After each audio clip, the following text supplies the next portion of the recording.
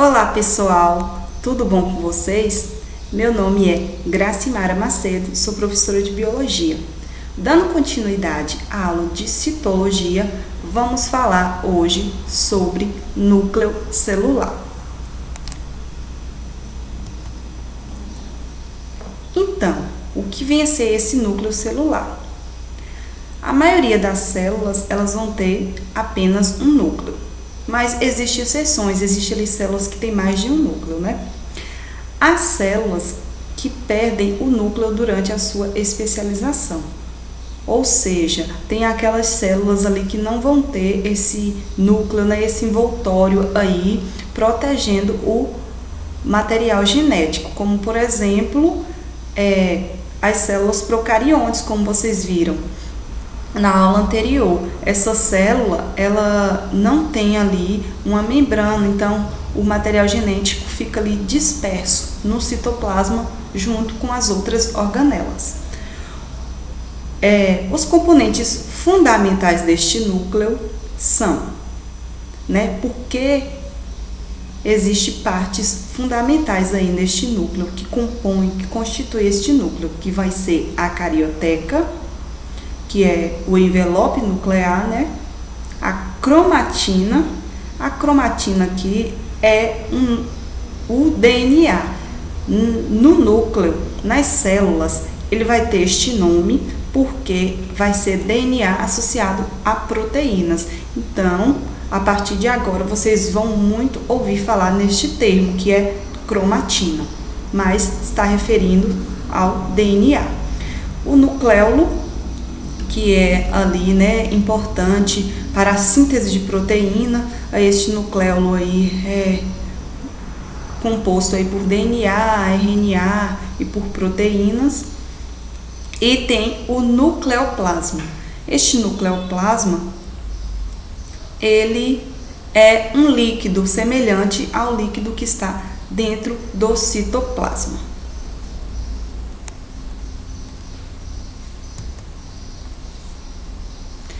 E agora vamos falar sobre carioteca, que é esse envelope, esse envoltório nuclear.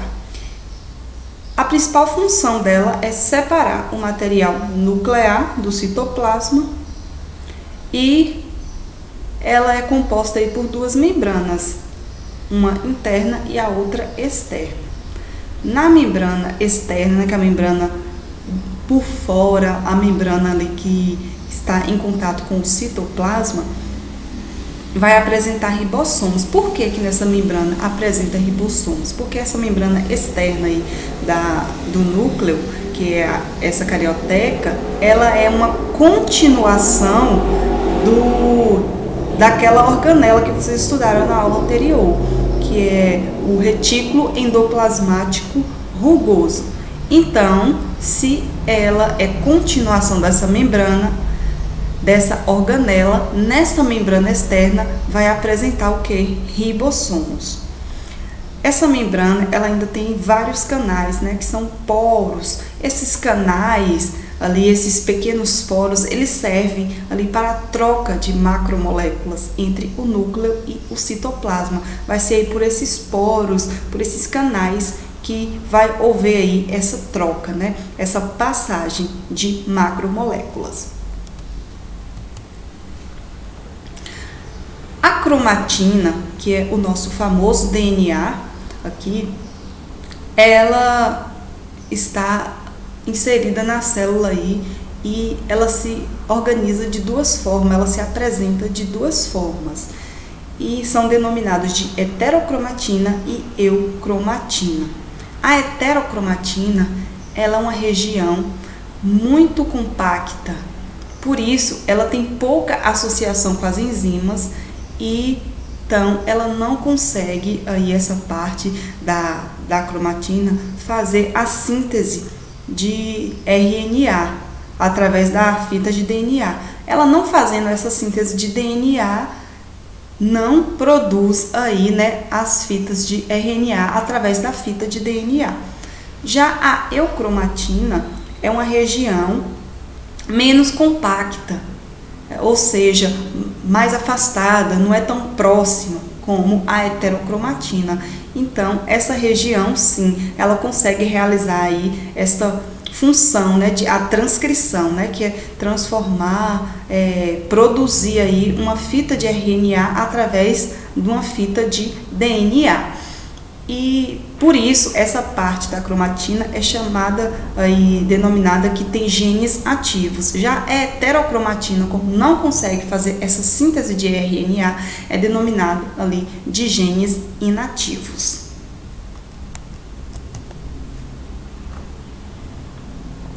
No núcleo apresenta também esses nucléolos e o nucleoplasma, né? Que pode ser denominado também tanto de nucleoplasma como de cariolinfa. Então, o que é esse nucléolo? É como se fosse um núcleo dentro do núcleo. Ele é constituído basicamente por RNA. O nucleoplasma, ele é uma solução aquosa que vai envolver a cromatina e o nucléolo. Esse nucléolo, ele é importante ali para a síntese de proteínas.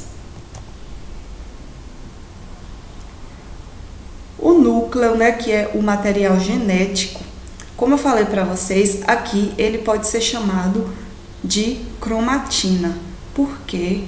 Porque é um DNA, aqui vocês estão vendo, né, a fita de DNA associado a proteínas. E, às vezes, ele ainda vai ser chamado de outro nome, o DNA aqui dentro da célula. Ah, professora, por que ele é chamado de outro nome? É porque vai haver aí diferentes níveis de compactação. Existe DNA puro, que é denominado apenas de DNA, o DNA associado a proteínas, que vai ser a cromatina, e existe DNA compactado. O que é compactado? É um DNA ali que vai ser como se fosse apertado. Imagine a situação, vocês vão viajar. Vocês vão pegar todas as roupas de vocês e colocar dentro da mala, não vai caber, né? Então o que vocês fazem? Vocês dobram, vocês compactam essas roupas para que ela caiba dentro da mala e assim ela consiga ser transportada de uma cidade para outra. Aqui o processo é parecido. Então, o DNA, para realizar diversas funções, para realizar, por exemplo, reprodução, ele vai precisar sair do núcleo.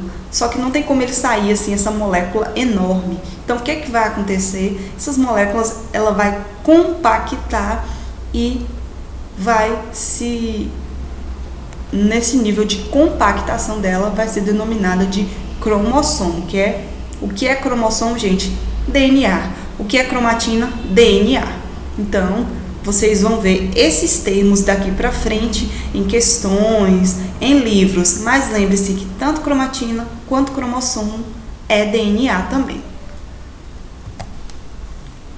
E aqui está um cromossomo, né?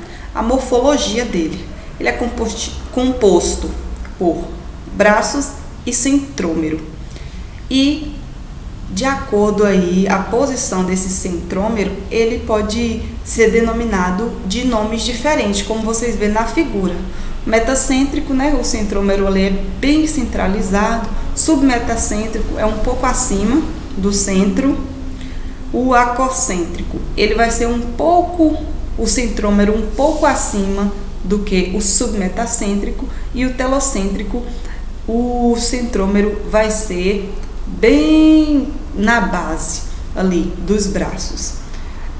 Quando a gente vê nos livros, a gente só vê mais a forma metacêntrica dos cromossomos, porque é uma forma mais didática que o livro traz. Mas lembre-se que nem todo cromossomo é desse jeito assim, certinho, bonitinho. Eles vão existir aí em arranjos diferentes, né? O centrômero ali ele pode vir mais em cima, mais abaixo e vice-versa.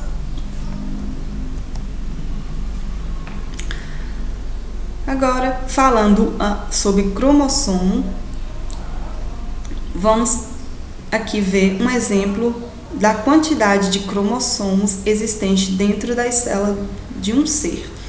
O exemplo aqui está trazendo um ser humano. Todos os seres humanos, que somos nós, temos 46 cromossomos dentro de todas as nossas células, gente. Todas as nossas células têm 46 cromossomos. O que acontece? Essa quantidade aí de cromossomos vai variar de espécie para espécie. Nos chimpanzés, por exemplo, eles têm 48 cromossomos. E na reprodução, o que vai acontecer? O pai e a mãe, cada um vai doar metade desses cromossomos, né? 23 do pai, 23 da mãe, vai formar aí o zigoto, né, no óvulo, no espermatozoide, e vai dar origem aí a um novo indivíduo. Então, essa criança vai ter 50% de características do pai e 50% de característica da mãe. Outra coisa muito comum que vocês ouvem falar, que é o homem que determina o sexo da criança. Por que vocês ouvem tanto falar isso? Observe aqui no par 23, no homem e na mulher. A mulher, ela tem o que? X e X, que é determinação aí do sexo. E o homem, ele tem XY. Na hora de doar aí o par 23, a mulher, ela vai doar um do X. É o que ela tem. Então, já tá 50% do sexo da criança. E aí o homem vai vir e vai doar os outros 50%. Vai formar aí, né, o sexo da criança. O homem pode doar tanto X quanto o Y. Se ele doar o X, vai nascer uma menina. Se ele doar o Y, vai nascer um menino. Então, tá aí a explicação por que dizem que é o homem que determina o sexo da criança. Na verdade, isso ocorre aí, né, probabilisticamente. Tem 50% de chance dele doar o X ou 50% de chance dele doar o Y. Mas isso aí não é algo que ele escolhe, né? Vai acontecer aleatoriamente. Aqui está um cariótipo, pode aparecer também aí em provas, em questões, e lhe perguntar o seguinte: esse cariótipo, ele representa um cariótipo do sexo masculino, feminino, qual é do feminino, qual é do masculino, que vocês vão olhar. O par 23, se no par 23 tiver XX, é uma mulher, se no par 23 tiver XY, é um homem.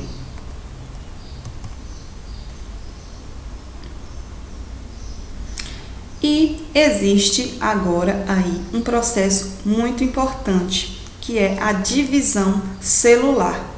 Essa divisão celular é um processo pelo qual uma célula se reproduz e origina células filhas.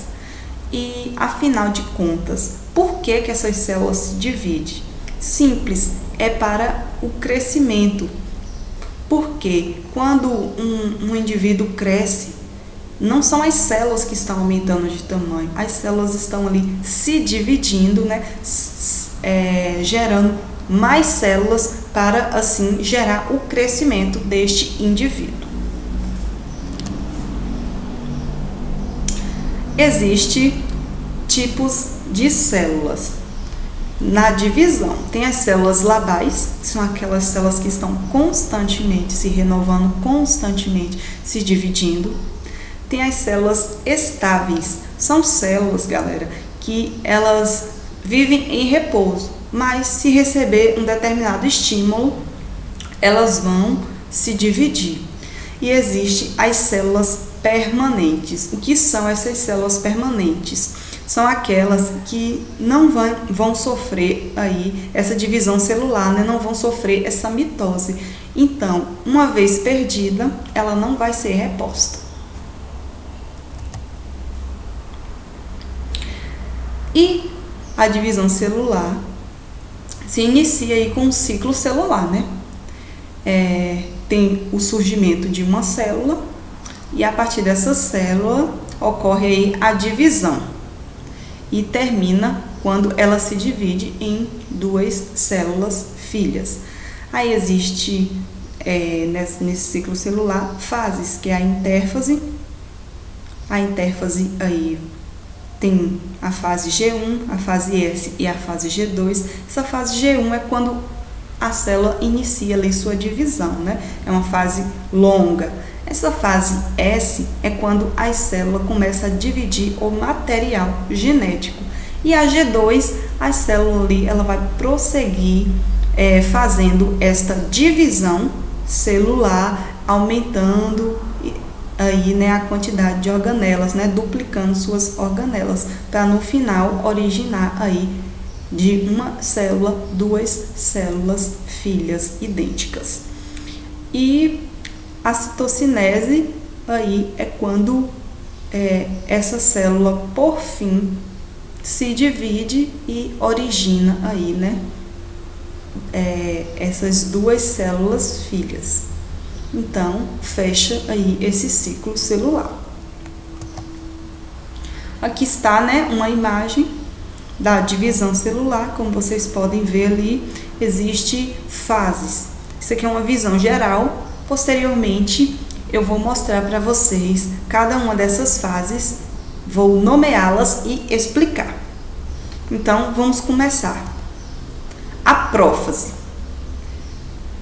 E antes de falar isso, o nome dessa divisão celular é mitose. A célula, ela pode se dividir aí, né, em duas formas: mitose, que são todas as células quando precisa passar por esse processo, e meiose. Meiose é sempre para fins reprodutivos. Dentro dessa mitose vai acontecer fases: prófase, anáfase, metáfase e telófase.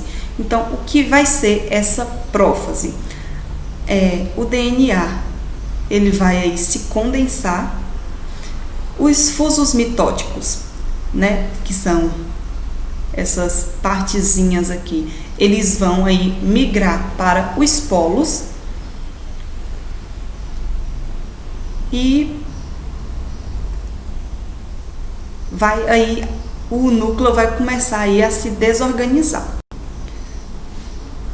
Na metáfase, o DNA já compactado, os fusos mitóticos já aí, né, nos polos das células, vai fazer com que o DNA ele migre para a faixa equatorial das células, e esse DNA ele vai ficar preso aí pelas fibras, né, as microfibras, através dos braços. Após eles ficarem aí presos por esses braços, vai ocorrer a anáfase. Nesta fase vai ocorrer o encurtamento das fibras, e esse encurtamento vai fazer com que os cromossomos eles sejam aí divididos e cada um levados para um lado, né? Eles duplicam e cada um vai ser levado para um lado, para os polos da célula. Após ocorrer isso, vem a fase denominada de telófase. As células migraram aí, né? O DNA migrou aí cada um para o polo da célula. Na telófase, a divisão do citoplasma vai ocorrer aí, né, para gerar duas novas células idênticas. Então, vai aí se reorganizar o núcleo celular e, por fim, formar essas duas novas células filhas, que vai ser idêntica à célula mãe e tem a mesma quantidade de cromossomos.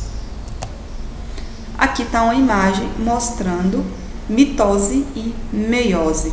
Então, a mitose é a divisão que uma célula vai se dividir, dando origem a duas células filhas idênticas, com a mesma quantidade de cromossomos. Já na meiose, que é para fins reprodutivos, uma célula ela se divide. Após se dividir, essa célula ela vai dar origem primeiro a duas células com a mesma quantidade de cromossomos, e depois essas duas células vai passar por outro processo que é denominado de meiose 2 e vai dar origem a 4 células filhas com a metade dos cromossomos. Ou seja, se for no ser humano, essas 4 novas células que se originaram vai ter cada uma 23 cromossomos.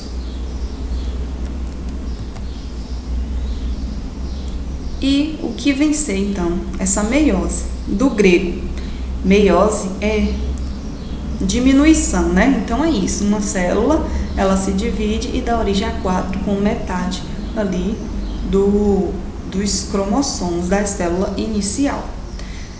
Essa meiose, ela é um pouco mais longa, porque ela vai se dividir em 2 fases, e dentro dessas 2 fases vai ter as subfases. A meiose 1 vai ter prófase, metáfase, anáfase e telófase 1, e na meiose 2 vai ter prófase, metáfase, anáfase e telófase 2. O processo aqui é semelhante ao que acontece na mitose. E existe também o crossover. O crossover é a troca de material genético entre os cromossomos homólogos, ou seja, os cromossomos pares. Lembre-se que os cromossomos vai ficando em pares, né? Então, neste momento aí, vai acontecer a troca de material genético entre esses pedaços de um cromossomo, vai para o outro cromossomo. E qual a importância disso, gente? Variabilidade genética, troca de informação, troca de características. Então, tá aqui uma visão geral da meiose. Aqui tem, né, um par de cromossomo, por exemplo, e aí esse cromossomo primeiro ele vai replicar-se e vai dar origem aí a 2 cromossomos. Esse processo, com aquele mesmo processo, prófase, metáfase e anáfase, né, vai acontecer todo aquele processo aqui e originou-se ali 2 cromossomos com 46. Vai originar aí cromossomos, né? Células com 46 cromossomos. Aí agora entra o processo de meiose 2. O que vai acontecer aqui? Vai acontecer aquelas fases também, prófase, metáfase, anáfase e telófase. Só que neste momento aqui a célula não se replica mais, ela apenas se divide, galera. O que vai acontecer? Os cromossomos, as 2 células, que cada uma tem 46, elas vão dividir-se em 2 e vai originar aí cada uma mais 2 com a metade dos cromossomos, como é mostrado ali na figura, né? Ao final desse processo, vamos ter 4 células filhas com 23 cromossomos. Ou seja, uma célula diploide, 2N, vai dividir e dar origem a 4 células haploide. Aqui tá, né, de uma forma ilustrativa para vocês entenderem melhor, uma forma didática. Aqui o crossover, tá vendo? Parte deste cromossomo, cromossomos homólogos, eles fazem essa troca, essa permútua, né, para fazer aí a troca de informação. E no final das contas, aqui na meiose 2, esse cromossomo ele se divide, não replica mais e dá origem a 4 células filhas haploides.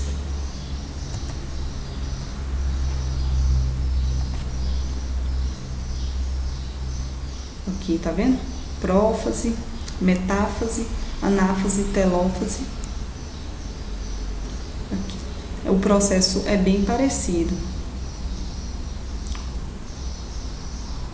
As células vão se replicar, o material se descondensa. Depois que ele se descondensa, eles vão ser puxados pelos fuso mitótico fica aí na parte equatorial da célula. No final das contas, as fibras elas encurtam, faz com que esses materiais se separem e deem origem aí a duas células. Aí essas duas células, que são diploides, na meiose 2 vai passar de novo por esse processo, só que agora elas não vão mais se replicar. Do início ao fim, elas vão apenas dividir-se, passar pelos processos aí, né, de prófase, metáfase, anáfase, telófase e dividir-se. Ao final teremos aí células filhas, 4 células filhas haploides. E agora vamos ver como essas questões aparecem aí nos vestibulares. Isso aqui foi uma questão da PUC, lá no Rio de Janeiro. Vamos ler. A diferença entre células eucariontes e procarionte está no núcleo. Como a gente falou, né, galera? As células eucariontes, elas têm um núcleo, né, um envoltório nuclear, e a procarionte não, o DNA ela está disperso ali no citoplasma. Os indivíduos procariontes possuem a molécula de DNA espalhada no citoplasma, enquanto nos indivíduos eucariontes ele se encontra no núcleo da célula. Quanto a esse núcleo, é correto afirmar que um núcleo saudável de uma célula possui sempre uma forma redonda e se encontra no seu centro, pois assim controla igualmente todas as células. Nem sempre, né, pessoal, o núcleo celular vai ser, para ser saudável, tem que ser dessa forma redonda. E existem células que nem tem núcleo, né? Então, essa questão não está correta. No núcleo se encontra a cromatina, que é a associação das moléculas de DNA e proteínas imersa no citoplasma e envolvida pela membrana nuclear.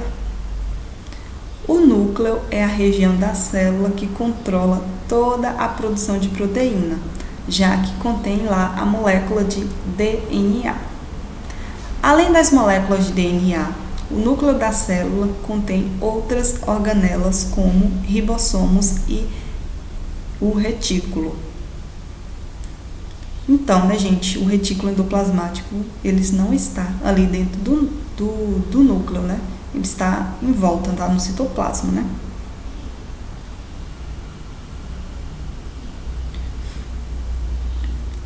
É um núcleo que caracteriza as bactérias e algas azuis, que são seres unicelulares. Não, né, gente? A célula procarionte aí, bactérias e algas, elas não vão ter núcleo, então essa alternativa não procede. Então, a alternativa correta aqui é qual?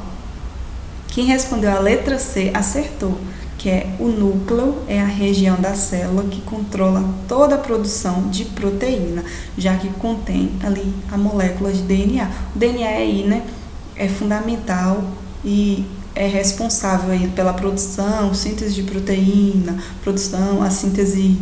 a transcrição do RNA. Então, por isso que essa região aí do núcleo celular é tão importante, né, pessoal?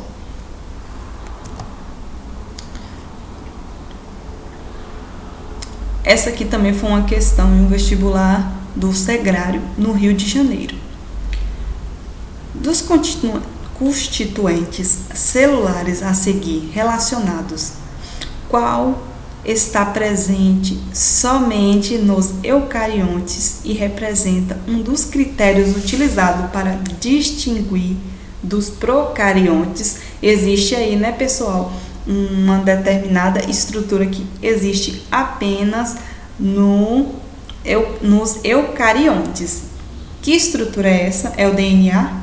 Não, né? DNA precisa existir em todos os seres, né? DNA ou RNA. Membrana celular? Não. Ribossomos. O ribossomos é responsável ali, né, gente, pela síntese de proteína. Então, não tem como não existir ribossomo nas células, né? Independente de ser um ser mais simples ou um ser mais derivado. Envoltório nuclear ou o RNA? O que é, gente, que possui apenas nos seres eucariontes é a carioteca, né, gente, que é o envoltório nuclear ou envelope nuclear. Tá vendo a importância? Às vezes vocês devem perguntar, meu Deus, por que tem tanto nome e por que falam todos os nomes? Eu não posso usar só um? Você pode usar qualquer um que está correto. Entretanto, pode aparecer tanto um quanto outro nas questões. Assim como DNA, né? Pode aparecer cromossomo, pode aparecer cromatina e pode aparecer DNA. Então, a gente precisa conhecer as nomenclaturas existentes. Essa aqui foi uma questão que caiu ali no Enem 2018.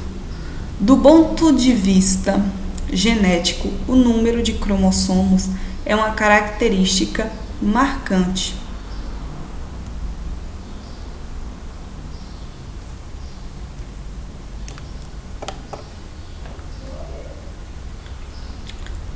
Da espécie. A goiabeira, por exemplo, apresenta um padrão específico de 22 cromossomos. Lembra que eu falei, né, que a quantidade de cromossomos em todas as células varia de espécie para espécie. No ser humano é 46, aqui na goiaba já é 22 cromossomos. A organização celular do gametófito feminino, saco embrionário das flores, angiosperma, é complexa, sendo formada por um conjunto de 8 células. Após a fecundação, originarão células com diferentes números cromossômicos. Nesse grupo, as células somânticas são diploides, as gaméticas são haploides e o tecido da reserva da semente é triploide. Então aqui, ó, nessa fecundação vai formar-se células que pode ser diploides, haploides ou triploides. Então, as células durante o ciclo de vida, uma goiabeira, quantos cromossomos pode ser encontrado respectivamente na osfera? Osfera, pessoal, é o gameta feminino. Então, se o cromossomo feminino geralmente tem metade e o masculino metade, se aqui são 22, vai ser quantos? Vai ser a metade, né? Que no caso seria 11. No zigoto, zigoto é o quê? É a junção do espermatozoide feminino e masculino. Então tem que ter aí, né, 11 mais 11 de cada, vai ser 22. E no endosperma, endosperma é o tecido aí que forma e que reveste os frutos. E esse tecido geralmente ele é triploide, como foi falado ali nas questões, né? Ele reveste a semente e esse tecido é triploide. Se ele é triploide e todas as células aqui têm 22 cromossomos que são diploides, então a triploide vai ter quanto, gente? 33, né? 11 mais 11 mais 11, que é triploide. Sabendo disso, vamos para as alternativas. Letra A, 22, 22, 33? Não, tá errado. 11, 22 e 33, correto, né? Que tem a osfera, que é haploide, o zigoto, que é diploide, e o endosperma, que é triploide. E as outras questões, como vocês podem ver, C tá errado, que é 22, 44, 33. Letra D, 11, 22 e 44. E a letra E, 11, 22 e 22. Então, a alternativa correta aqui é a letra C.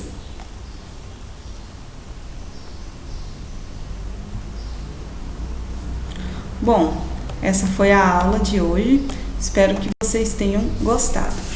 Muito obrigada.